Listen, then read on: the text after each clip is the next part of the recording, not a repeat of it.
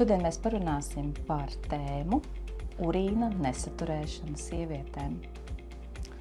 Tā ir diezgan bieži sastopama problēma, kas ļoti pasliktina dzīves kvalitāti sievietēm. Un visbiežāk tas notiek pēc dzemdībām.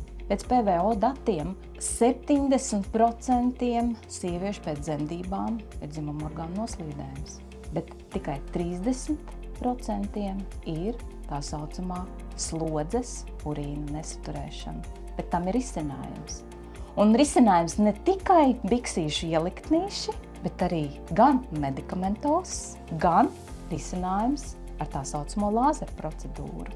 Ja mēs runājam par lāzeru terapiju makstī, tad tas ir brīnišķīgs ārstēšanas veids, jo viņš ir nesāpīgs, tas ir nekaitīgs un, kā es skatos, ar ļoti labiem rezultātiem jau pēc 4 nedēļām no terapijas brīža. Protams, rezultāts nekad nebūs uzreiz, bet 4 nedēļu laikā aktivizējās tādas šūniņas, kas mūsu organismā ir fibroblasti, kas sintezē kolagēnu.